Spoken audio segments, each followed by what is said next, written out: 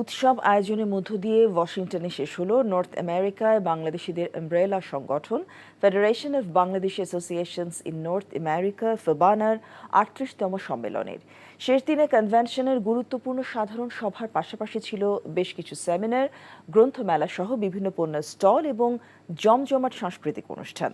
Washington থেকে NTV যুক্তরাষ্ট্র প্রতিনিধি পুলক মাহমুদের পাঠানো রিপোর্ট। যুক্তরাষ্ট্রের বিভিন্ন স্টেট থেকে আসা প্রবাসী বাংলাদেশিদের পদচারণায় মুখর ছিল ফোবানার শেষ দিনটি।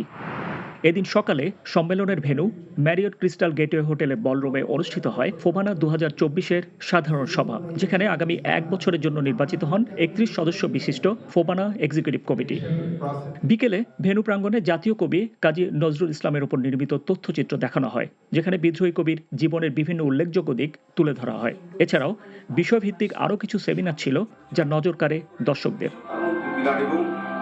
ফোবানার এবারের বিজনেস নেটওয়ার্কিং লাঞ্চে অংশ নেন আমেরিকার বিভিন্ন প্রান্তের সফল বাংলাদেশি ব্যবসায়ীরা। সম্মেলনের শেষ দিনেও বিভিন্ন পণ্যের স্টলগুলোতে ভিড় করেন দর্শনার্থীরা। সন্ধ্যায় মূল মঞ্চে ফোবানা ২০২৫-এর স্বাগতিক জর্জিয়ার রাজধানী আটলান্টার কর্মকর্তাদের কাছে ফোবানা পতাকা তুলে দেওয়া হয়।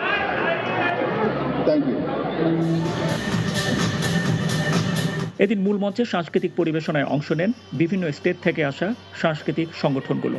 পাশাপাশি বাংলাদেশের অতিথি শিল্পীদের পরিবেশনা মধ্যরাত পর্যন্ত উপভোগ করেন দর্শকরা।